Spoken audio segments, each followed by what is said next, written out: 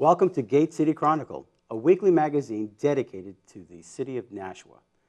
The goal of this program is to get in touch with your neighbors, introduce you to local businesses and artists and clergy, politicians, and get to know your neighbors and what's going on around you in this town.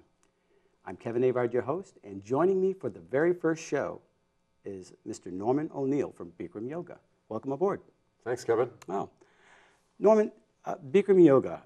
The first time I heard about Bikram Yoga, I had no idea. I've done yoga before, and somebody said, have you ever gone to this hot yoga place? Could you tell us a little bit about this hot yoga place? Sure. So Bikram Yoga was developed about 40 years ago by a gentleman by the name of Bikram Chowdhury. He put together a series of 26 postures and 2 breathing exercises that were suitable for pretty much anybody. You don't have to have any real experience in yoga to start doing this yoga. You just have to have the willingness to come in and try something new. Originally, when he was teaching the yoga from the early 60s in Japan, what he did was he was teaching these postures that he put together, and his students started to bring heaters with them into class. So what ended up happening was he saw the combination of the heat with the yoga postures, and he noticed how they were much more able to bend and stretch by heating up the room. So he decided that he would heat the room, and while people were doing yoga, then they wouldn't have to worry so much about hurting themselves. If he heated the environment outside, then they wouldn't have to really have that much knowledge in order to learn how to heat their bodies from the inside. So that's why the heat was first originally introduced into Bikram Yoga. Then after that, he's been teaching the postures for about 25, 30 years in the United States, predominantly in the San Francisco and Los Angeles areas. Then he decided to start to certify people in how to teach the yoga postures.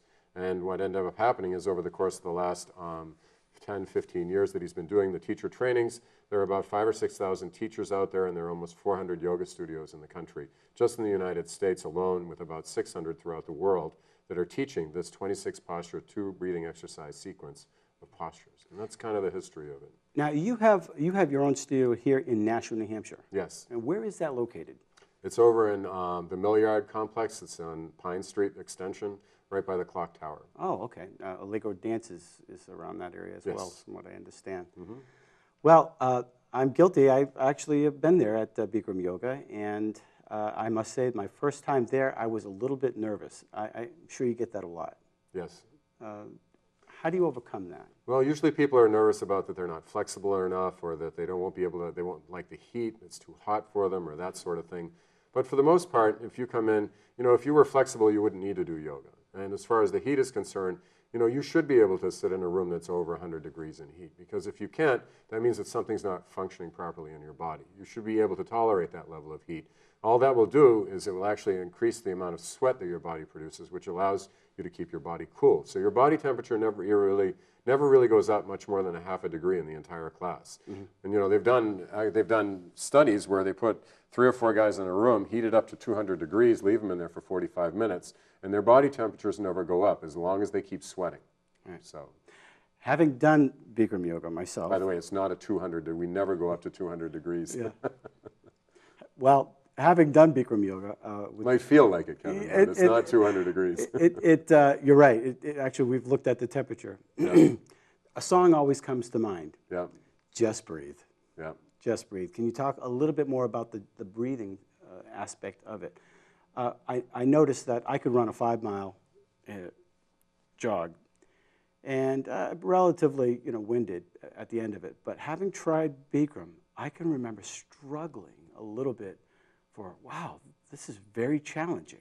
Mm-hmm. For some, that might be intimidating. But for instance, if a 90-year-old or a 70-year-old, and I believe there was a 90-year-old in there, I'm not sure. But at least a 70-year-old person, if they want to get involved with yoga, oh my gosh, that's a little bit too hot for me. I'm not sure I could handle the temperature. Again, talk a little bit more about that if you don't mind, because I know for me, mm-hmm. doing some of the poses. Well, let's bring out the first thing that you brought up was the breathing. So right. Breathing is the most important thing you do in your life. It's part of your autonomic nervous system. So you are going to breathe unless you physically consciously hold your breath. And then at some point you will be forced to breathe. So you can't really stop your breathing. So what yoga helps you do is helps you understand how to control your breathing. I mean, by controlling your breathing, you actually control your emotional state, you can control pain conditions in your body, and you pretty much can control your life. If you can learn how to control your breathing, you can control pretty much every condition in your body, as long as you learn how to manage your breathing. And this is what yoga is, one of the greatest things that yoga will help you with, is learning how to manage your breathing. Again, by managing your breathing, rather than getting angry at somebody, just by breathing 2 or 3 deep breaths in and out through your nose, suddenly you'll calm yourself down, you won't get angry, and you'll be able to respond in a normal fashion without getting angry at somebody or getting overexcited or overstimulated about something. Now, the second part of what you just said, which was the heat. Whether you're 70, 90, 50, 30, or 20, it really doesn't matter how old you are. No matter how old you are, you can continue. You can always start something new. You're always ready to start the new thing, go to the next step, whatever it is. It doesn't matter how old you are. I can give you an example in that one of my partner, her mother, started yoga. And when she first started doing yoga, she was practicing once a week. It wasn't the hot yoga, it was just yoga, okay? And then she started going twice a week. And she practiced for about a couple, 3 years. And then she noticed that all of a sudden her hair started to reach the grill and the range above her stove again, where it hadn't brushed her hair up against the range for a number of years. And the next thing you know, all of a sudden she's feeling her hair brushing against it. So she goes to the doctor, and she has a bone density test done, which they tell her that her bone density is significantly improved. And then she has her height measured again, and she's grown 2.5 inches. She's grown? Now, yeah, she's grown. Now, she started when she was 87. This is when she was 91 when she had these tests done. So it does not matter how old you are, what age you are, whatever. As long as you start doing something, eventually what you'll notice is your body will change. Your body never stays the same. From day to day, from week to week, month to month, month to year, your body's constantly evolving. You replace every cell in your body every 7 years. So there's always something changing in your body. Now, if you can exercise and move your body, which yoga postures are designed to move every part of your body and work with every organ in your body, and you can bring fresh oxygenated blood to every part of your body, then you will just feel in a much better state of health. Well, let's talk about some of the misconceptions about yoga. Okay. So when you go to Bikram yoga, is there going to be incense and statues of Buddha or something that might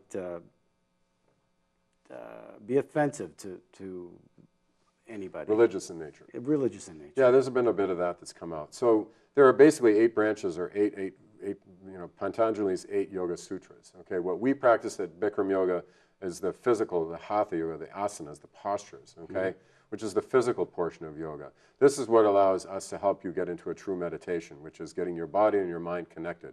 We do it for a period of 90 minutes, okay, and that's what you get at Bikram yoga. There are other yogas that will do chanting, that will incorporate incense and, sound and that sort of thing, but ours is basically the hatha yoga version of the hatha portion of yoga, which is one of the 8 yoga sutras. So.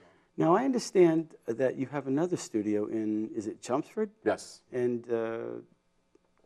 that's opening when? It opened up about 2 months ago. 2 months ago.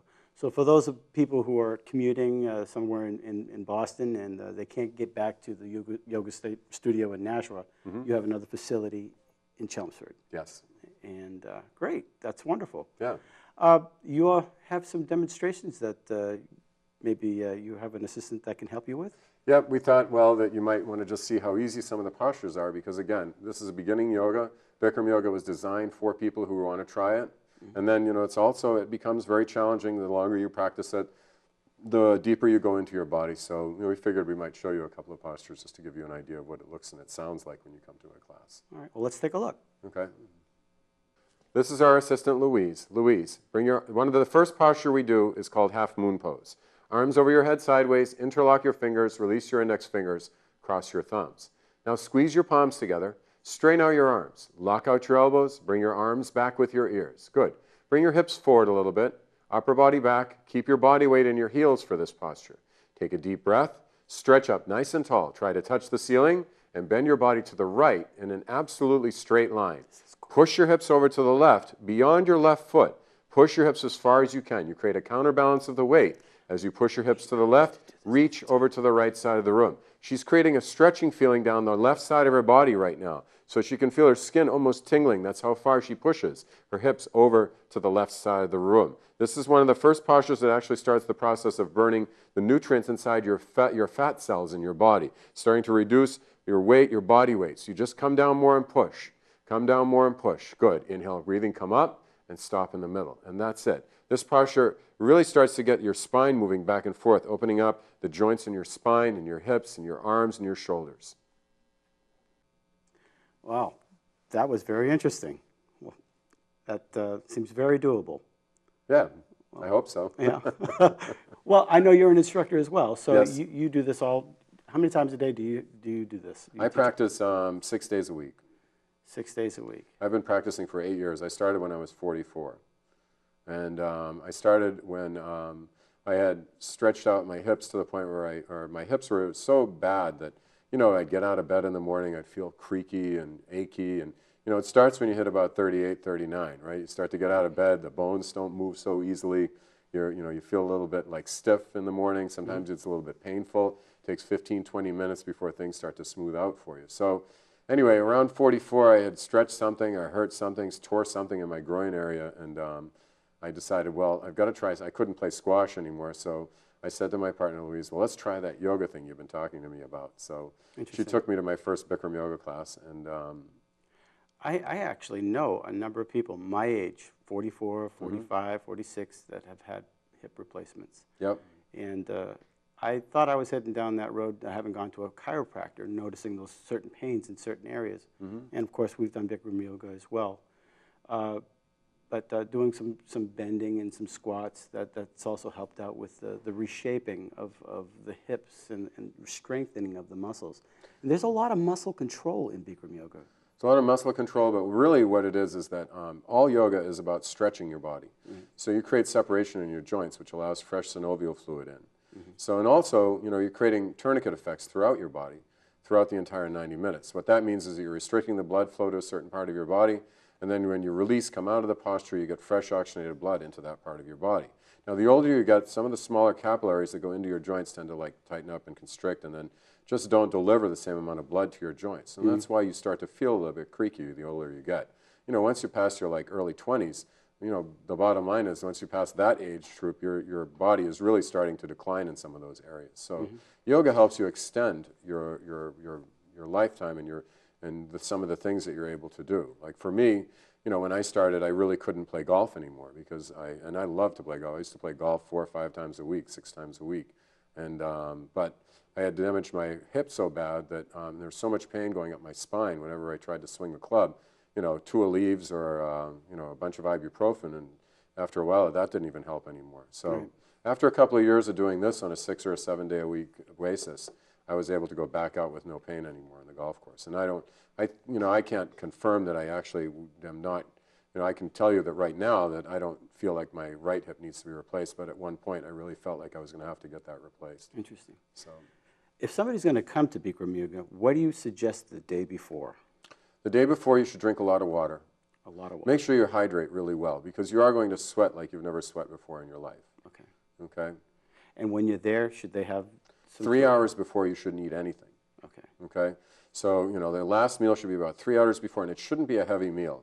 You don't want any complex proteins or anything like that in your system. Interesting. Okay? No caffeine the day of. Caffeine creates anxiety in your body. It starts to create a panic response in your body. So, Okay. caffeine, I can't say enough, like just lose it. It's just not worth using it. Interesting. Now, having taken the class, like Yep. I've noticed many times you've said things like, well, when you're at that turkey table and you're feeling a little sleepy, Yep. you had certain postures specifically for that, for Yep. energy. Would you mind if Louise did another illustration on that? Nope. We can show you how to get a quick little burst of energy or get an even deeper burst of energy if you want. Okay. And the postures that we're showing you now, you don't have to do in sequence. Usually, though, you have to do our postures in sequence because each posture builds up to the next posture. It warms your body up for the next posture. But the ones that we're showing you here, you don't really have to do in sequence. They're okay. Well, let's take a look at this energy posture. I'll show you one for energy, and because it's Thanksgiving, we're going to show you one how to get rid of the acid in your stomach, too. Okay, let's take a look. Okay. So now the next posture that we talked about doing was which one? The energizing posture, right? So just get right down into the posture, Louise. Okay. So, Kevin, in order to energize yourself, what you want to do is you want to get some fresh oxygen into your brain. We do this in the half tortoise pose. You bring your arms over your head, and you slowly come down. Keep your arms stretching them forward away from your body. You stretch your hips back down towards your heels. Drop your head down below your arms so that your head is actually below your heart. Right now, fresh oxygenated blood is working its way down into Louise's brain. It's beginning to charge her up, getting more energized, more oxygen into her brain cells, which will have the same effect of charging her up and getting her, almost like having a cup of coffee. Go ahead and come up, Louise. Thanks. Now, the next posture that we talked about was especially for Thanksgiving. This is a posture that helps balance out what's going on in your digestive system. This one we call wind removal. So grab your knee, interlock your fingers, pull your knee down towards your shoulder, avoiding your rib cage. You pull your knee down closer and closer towards your shoulder, trying to get it down there as much as you can. Then you relax, let the right leg down, then lift your left leg up and do the same thing. Pull your knee down towards your shoulder, bring it out a little bit so you're not slamming into your rib cage. Try to get your knee right down to your shoulder. Tuck your chin in, get your neck flat. Good. Then relax both feet. Both legs up, grab your opposite elbows over your knees a couple of inches below your knees. You just pull your knees down into your chest at this point, creating a nice tight compression in the front side of your body, and then relax.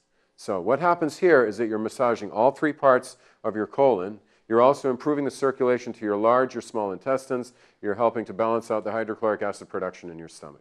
Thank you, Louise. Wow, that looks very simple to do. Mm-hmm. Wow, interesting. Better than a Zantac. Much better than a Oops, Zantac. sorry.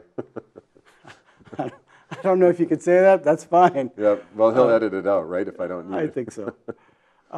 Well, this is great.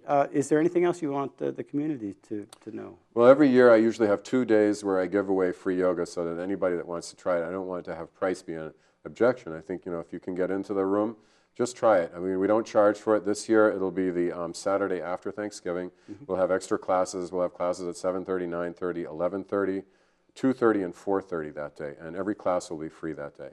Also, on Thursday, Thanksgiving morning, we have a donation-only class, okay? And that means that for all, if you can either bring the equivalent of a class cost in food or bring the money, everything will be donated to the Nashua Soup Kitchen that day. So we bring it right over after class. Okay. Now, how does somebody get in touch with you? What is the phone number there or the website that you have? Website, our phone number is 603-880-9642, or yoga, 880-YOGA. Very good. All right. Okay, or the website is bikramyoganashua.com. It's BIKRAM yoga, nashua.com. Are you on Facebook? Yes.